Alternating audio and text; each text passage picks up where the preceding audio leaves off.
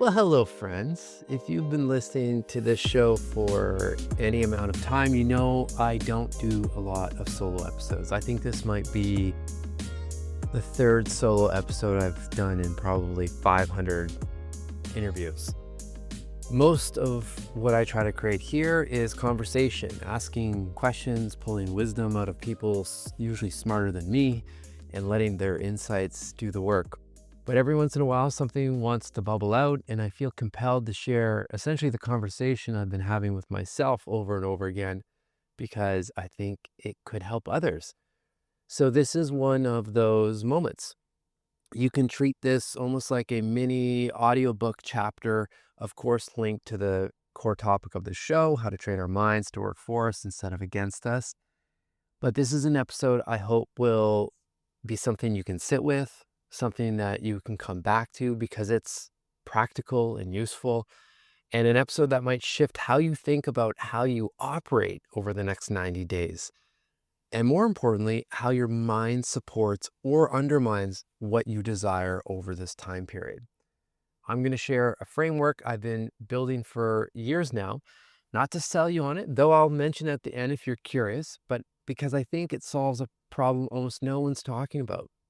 And if you take nothing else from this, I want you to really walk away with a clear sense of how to design your own mental fitness blueprint and system that actually works for you. So let's dig in. Here's what I kept seeing over the last decade. Like I said, over 500 plus interviews at this point on the podcast. Been fortunate to write Personal Socrates, which is a bestseller in mental performance and mental resiliency. Then, of course, there was the journaling app Keo that I co-founded and reached 86.9 million people. And then there's all the boardrooms and university classrooms and public speaking stages around the world that I get to do and get this work across as many people as possible. But across all of it, one pattern kept showing up. And that's this: capable, intelligent people who know what to do, but still feel overwhelmed, stuck, or out of alignment. They've read the books, they understand the concepts, they can articulate what needs to change, but we know insight alone doesn't move the needle. And I finally realized what was missing. We have detailed strategies for our businesses, right? Quarterly goals, revenue targets, content calendars, launch plans. But when it comes to our minds, and when their minds start looping on doubt or rushing from urgency or bracing for a failure, we don't have a system. We just kind of like white knuckle through it and hope we don't burn out before the finish line. And here's the thing that really got me. We would never build a business without a plan, but we try to build our lives without a plan for our minds. That disconnect is what this episode's all about. Let me give you a concrete example. You launch something, you put yourself out there, you create something meaningful, and then one or two things happens. Either you succeed and your nervous system doesn't know how to receive it, so you keep waiting for the other shoe to drop, or you downplay the win, or you immediately shift to the next problem. Or you hit a setback, a failed launch, a business that didn't work, a chapter that didn't go as planned. 5, 7, 10 years later, you're still carrying that residue, still bracing, still shrinking expectations to protect yourself from disappointment. Neither of those is a strategy problem. That's a mental operating pattern problem. And the frustrating part, you can see it happening, especially if you're listening to this show and have read the books and have practices in play. You can literally name the pattern. You know you're overthinking, rushing, protecting yourself, but knowing doesn't change the behavior, because behavior change doesn't come from insight. It comes from recognizing the insight and then doing something about it through the practices that make the most sense in helping in that situation. And that's what we're going to build today together. Here's what I'm proposing. Your mental fitness is as strategic and important, if not more important, than your business model. And just like you wouldn't build a business without a plan, you can't build sustainable momentum without understanding your mental operating pattern and designing a system around it. Not a generic system, not someone else's morning routine. Your system, built for how you actually work. So here's what we're going to do. First, I want to show you why most mental fitness approaches don't work and what needs to be different. Then I'd like to walk you through the 5 core components every mental fitness system needs. Think of these as the blueprint architecture. And finally, I'm going to give you the practical tools to build your own version, whether you want to spend the time doing that yourself or whether you want to use something I've already built. Either way, I hope it's a win for you. The goal is to make sure you leave this episode with a plan for your mind that's as clear as the plan for your business or whatever personal goals you set for this year.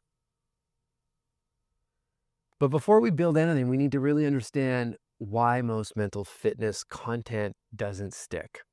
I see 3 core reasons. One, it's generic, right? Meditate every morning, journal for 10 minutes, practice gratitude, great advice, but for who? What if your mental operating pattern requires space and time to process before you act? Then rushing into a structured morning routine might actually make things worse. Or what if your stress shows up as rumination, not agitation? The practices that calm someone else's nervous system might completely miss the mark for you. Generic doesn't work because we don't all operate the same way. Number 2, it's disconnected from your actual goals. Most mental fitness content exists in a vacuum. Be more present, reduce stress, find balance. Okay, but what if you're launching a product in 90 days? What if you're navigating a major life transition? What if you're trying to book speaking gigs and your scarcity reflex keeps whispering, it won't work every time you hit send on an outreach email? Don't judge me, that may be coming from my side. Your mental fitness plan needs to serve your goals, not just exist alongside them. 3, it doesn't account for what happens when you fall off track. This one is so important. Everyone talks about building habits. No one talks about what happens when life gets messy, when routines break, when pressure spikes and you lose your rhythm.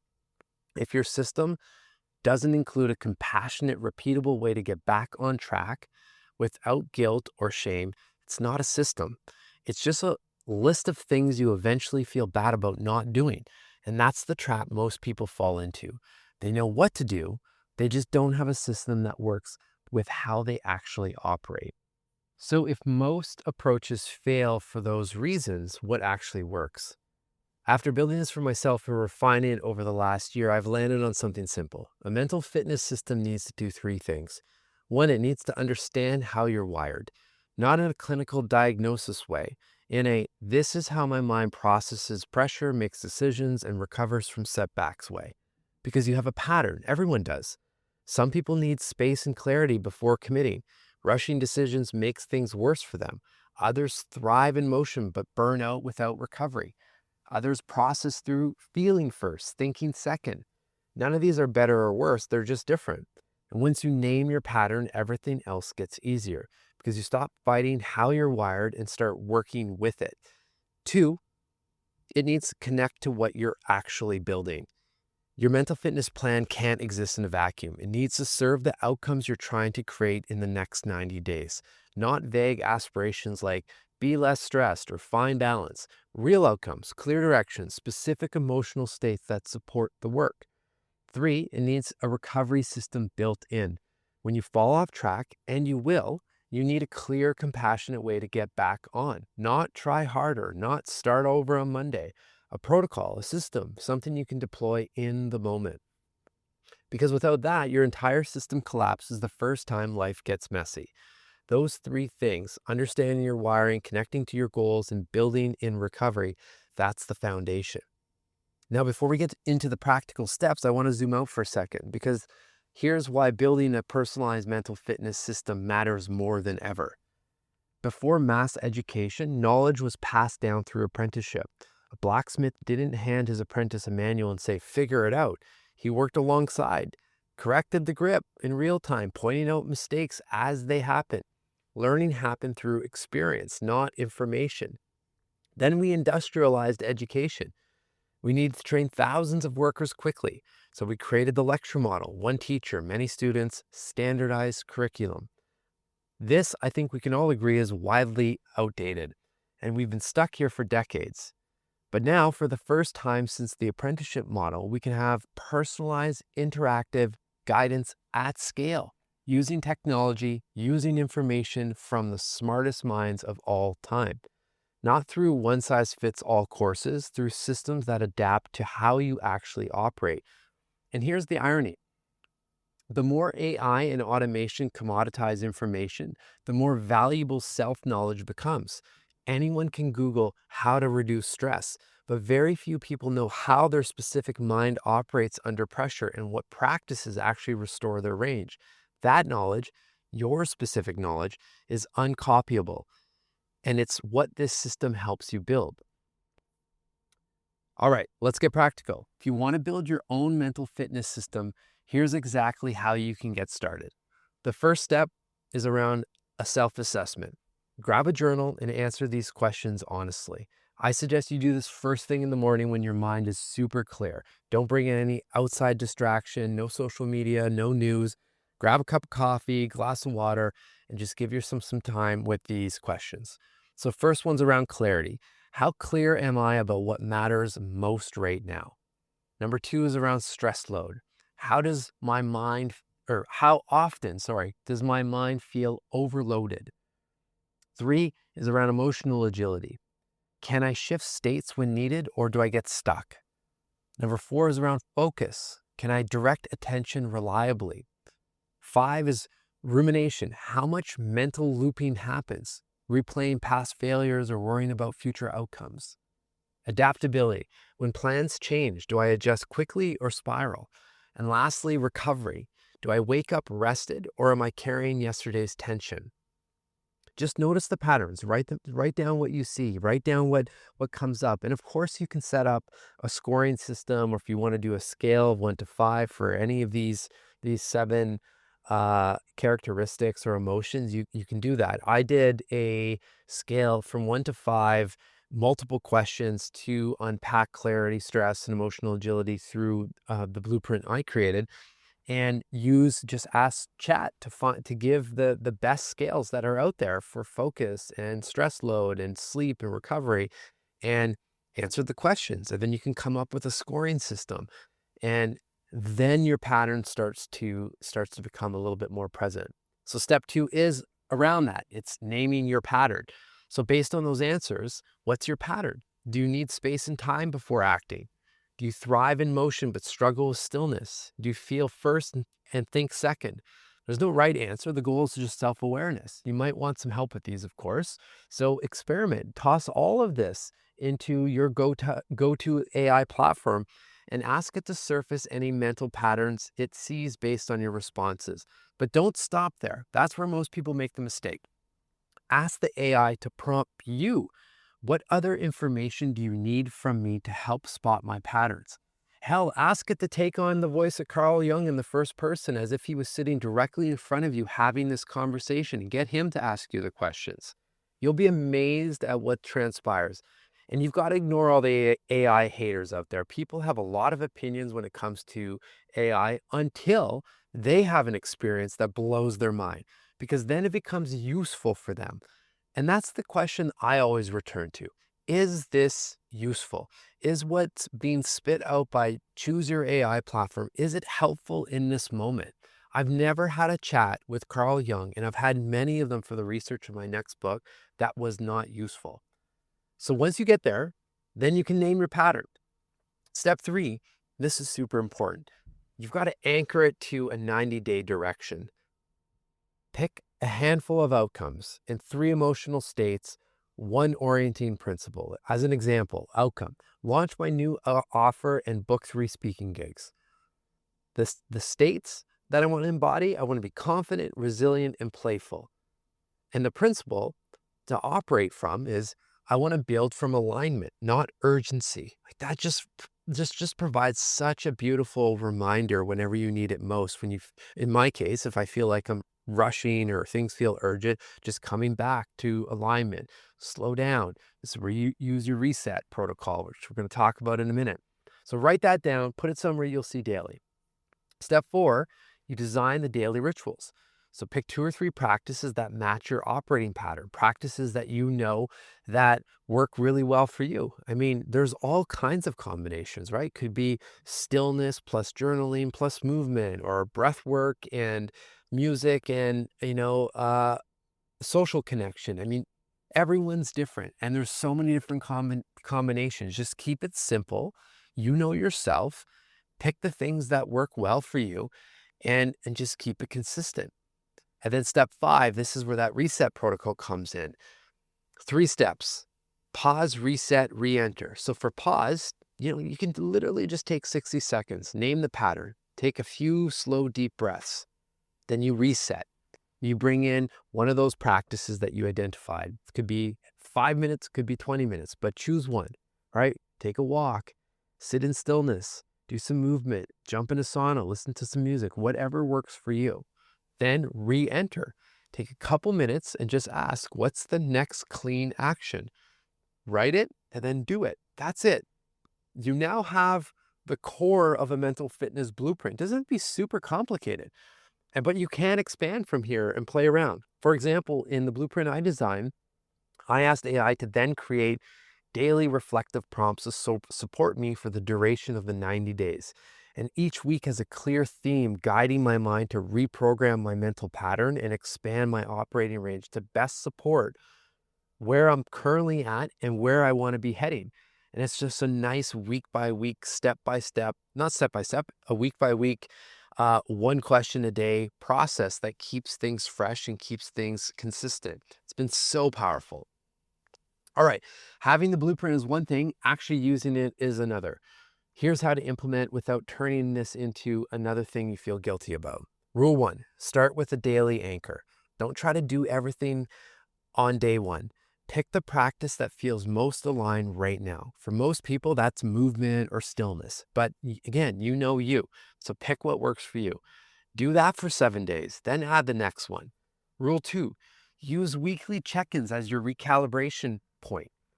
Every Sunday or whatever day works for you, I like to do this on a Friday around 2 or 3 p.m. Spend 10 minutes answering the following 3 questions. What worked this week? What adjustment would help me next week? And what can I celebrate about this week? No judgment.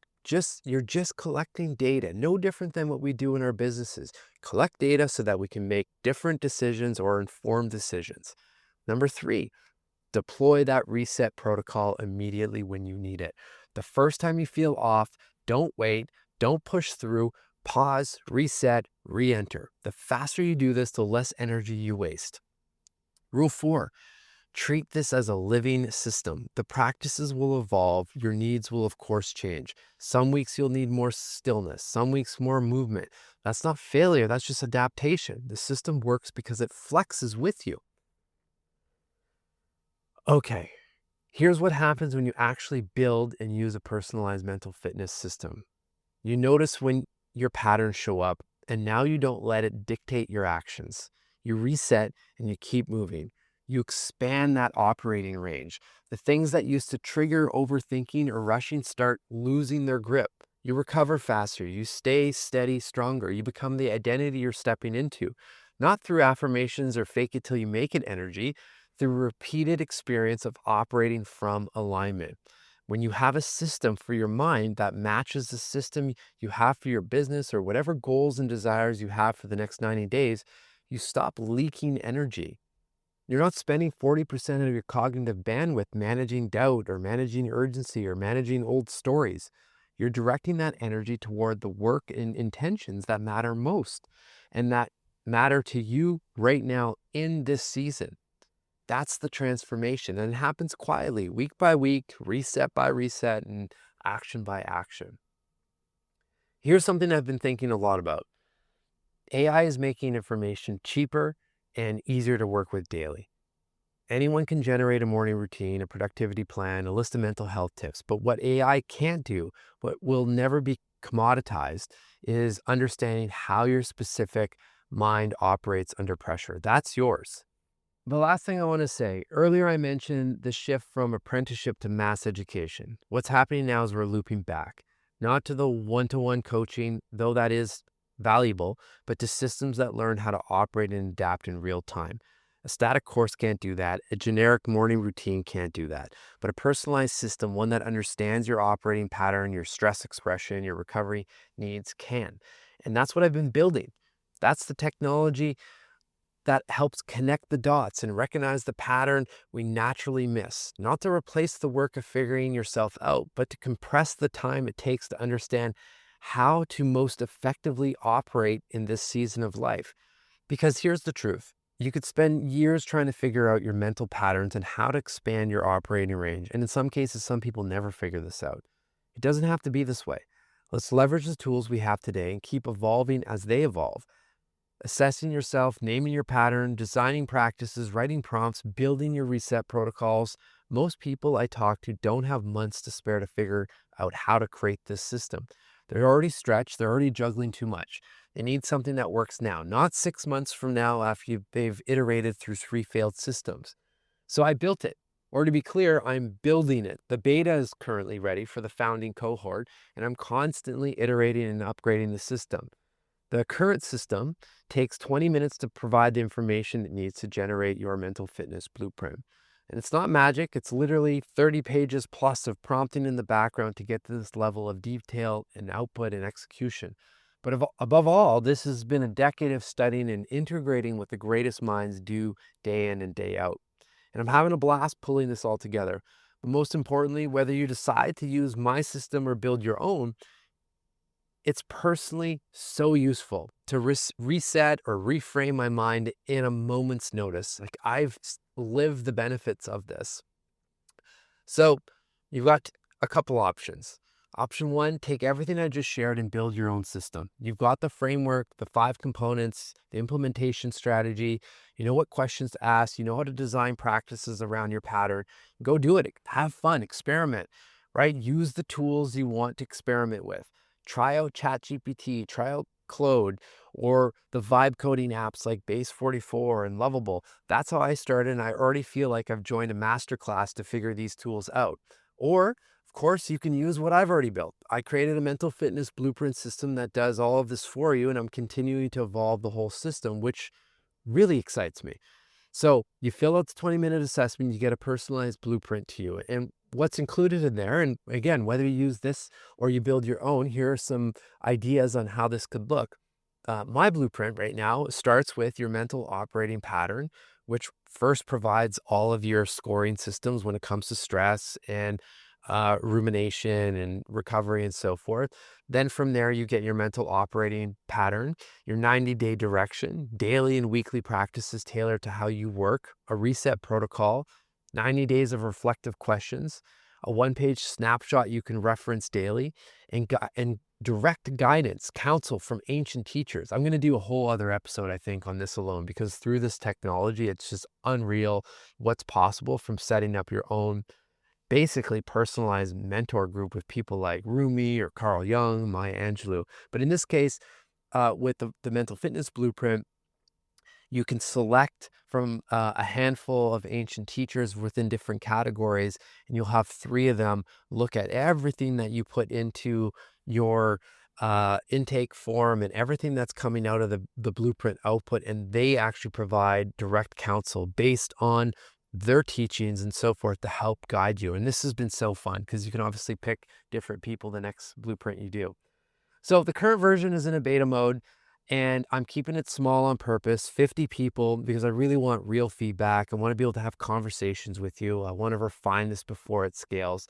So if you're here early, you're not just getting a blueprint, you're helping shape what this becomes, and you'll be getting first access, of course, to all of the future iterations as well.